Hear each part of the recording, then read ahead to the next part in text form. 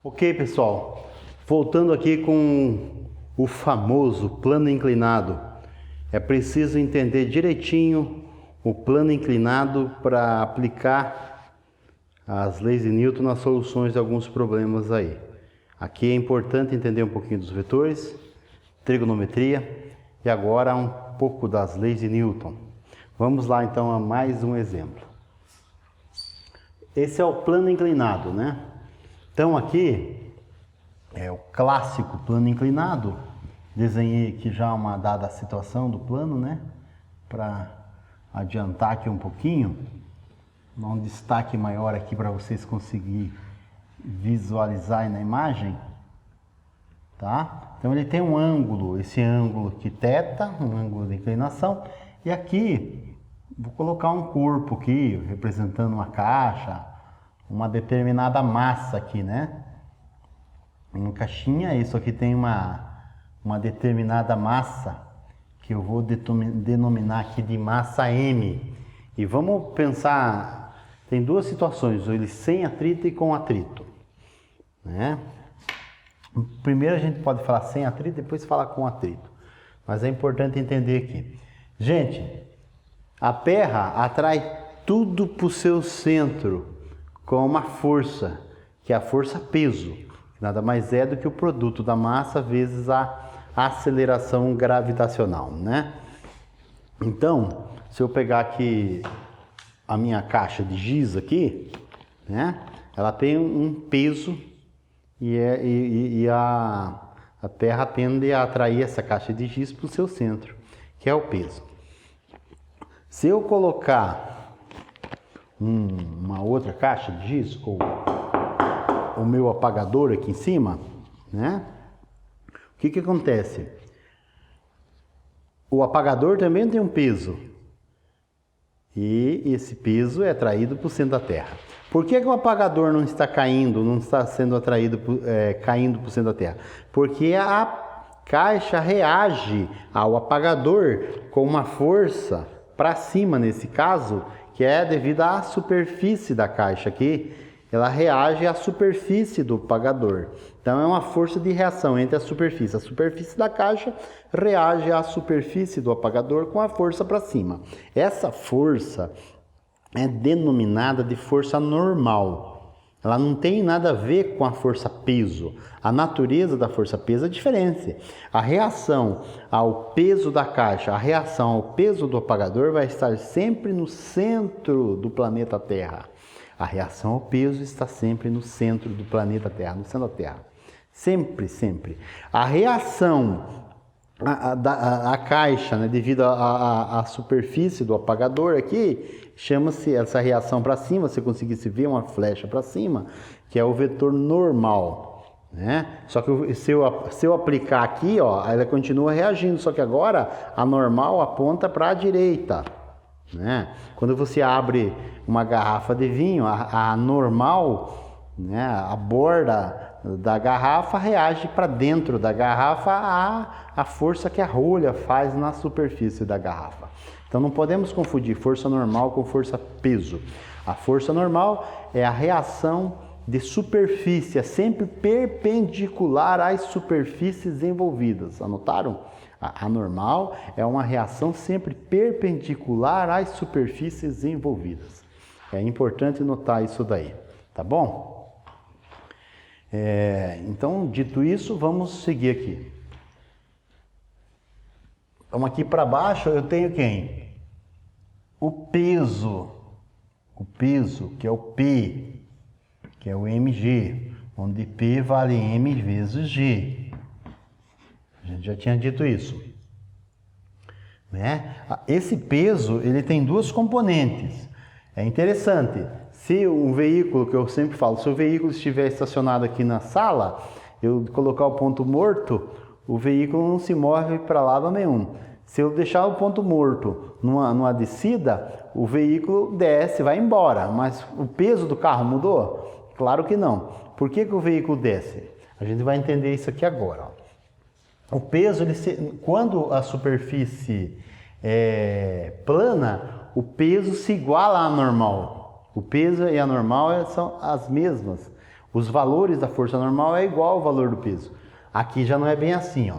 Nesse caso aqui, a componente do peso, parte da componente é uma componente aqui e tem uma componente nessa direção aqui, né? Estou imaginando aqui o plano XY aqui, né? Y e X aqui, né? Aqui, né? Então, estou imaginando o X para cá e o Y para cá, né? Então, essa componente aqui eu posso chamar de P índice X e aqui é de P índice Y. Uma coisa interessante aqui que deve ser notada é que esse ângulo aqui, θ, o ângulo θ aqui embaixo, esse ângulo θ aqui, agora eu não tenho um equipamento para poder provar para vocês, mas esse ângulo θ por trigonometrias, você tem que buscar e se convencer de que esse ângulo θ é o mesmo ângulo que está aqui. Essa é a primeira coisa que você tem que notar. Então, esse ângulo aqui também vale θ. Esse ângulo aqui também vale θ. É o ângulo também chamado de ângulo θ. Ok? Então, esse ângulo aqui também é θ. Agora, eu preciso saber quanto vale as componentes Px e Py. Repara que aqui eu posso completar aqui, né, uma caixinha aqui, imaginária aqui, né? E aqui, ó, outra caixinha aqui, imaginária aqui, né? O meu vetor P aqui, que eu posso esticar um pouquinho aqui, né? Não estou com uma régua para acertar direitinho, mas então essa componente aqui também vale Px e aqui vale Py. Quanto que é o cosseno do ângulo θ? O cosseno do ângulo θ, repara, vai ser o cateto adjacente. O cateto adjacente é Py, dividido pela hipotenusa, que é o módulo dP. Então, vale Py dividido por P. Portanto, Py vale P cosseno do ângulo θ. Olha que interessante, no plano inclinado, o ângulo está medido a partir do eixo Y aqui, né?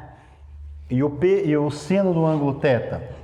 O seno do ângulo θ, nesse caso, é o cateto oposto. Seno, cateto oposto, o cateto oposto é Px, é esse trecho aqui, ó. Px. Então, é Px dividido pela hipotenusa P. Portanto, Py vale P seno de θ.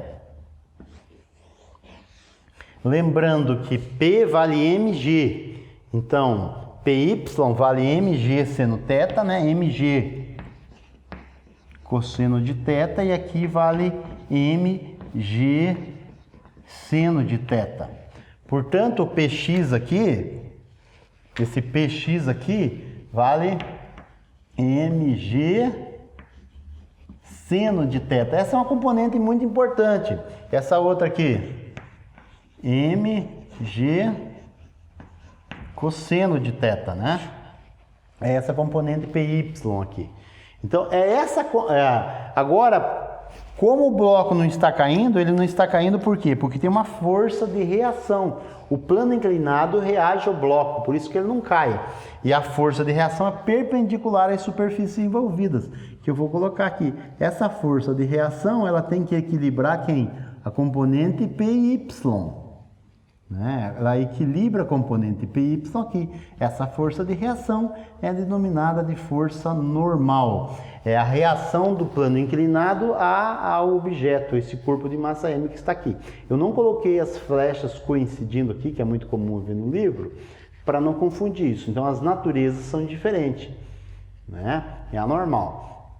Se tiver a força de atrito, se tiver o atrito ele sempre vai agir no sentido contrário ao deslocamento da massa M, ou a tendência de movimento. Então, o atrito é contrário ao movimento ou à tendência de movimento. Anotaram aí, hein? O atrito é sempre oposto ao movimento ou à tendência de movimento, tá? Então, essa força de atrito, que depois a gente vai estudar aqui, eu vou colocar aqui uma força F minúsculo, FA, onde FA significa força de atrito. Não custa colocar aqui já, né, que a gente está falando de plano inclinado, e colocar aqui, né? Então, essas são a representação da força peso, os componentes Px e Py, e a força normal, e a força que age contrária ao deslocamento. Estou imaginando que o deslocamento vai se dá nessa direção, né? Então, a força de atrito, FA, contrai o deslocamento. Ok? Agora, como é que fica se eu fosse aplicar a segunda lei de Newton? Né? A gente aplica aqui as leis de Newton, esse movimento no plano inclinado aqui, né? Pela primeira lei de Newton, se o corpo estiver parado, vai continuar parado. Se estiver em movimento, vai ser retilíneo e uniforme. Pela segunda lei de Newton, o princípio fundamental da dinâmica. Somatória das massas, né? A resultante das forças, desculpa, é igual a massa vezes a aceleração. Nesse caso aqui, a resultante das forças, vamos imaginar que o movimento só vai se dar nessa direção. Aqui não há movimento. Então não há movimento nessa direção Y, o movimento se dá no eixo X, né? Então em X, né, vamos colocar assim no eixo X aqui, no movimento X, no eixo X, né? Vamos ter assim, temos quem? Que a força PX menos a força de atrito tem que ser igual a quem? A componente PX menos a força de atrito é igual a massa vezes a aceleração no eixo X. Mas quem que é PX? PX vale mg seno θ. mg seno de θ. Menos a força de atrito, né? Que eu não vou falar quem é essa força de atrito, é igual a massa vezes a aceleração no eixo X. Quanto que vale a aceleração no eixo X aqui? Vale o mg seno θ, né? A aceleração no eixo A aceleração no eixo X vai ser quem? Você some aqui com o atrito, né? Na equação aqui em cima, você some com o atrito. Se você some com o atrito, repara que tem a massa para os dois lados da equação. Se sumir com o atrito aqui, as massas também se cancelam, né? E aí eu fico com que a aceleração no eixo X vai ser igual a quem? A g seno de θ. Essa equaçãozinha aqui vai ser útil para uma série de problemas. Então mostra que a aceleração no eixo X, num caso sem atrito, vale g seno θ. Sempre vai valer g seno do ângulo θ. Bom, e com isso a gente consegue resolver uma série de problemas interessantes. Então não custa dar uma treinada e entender direitinho que forças são essas e entender essa questão aqui do plano inclinado, porque ela é muito útil para a solução de uma série de problemas.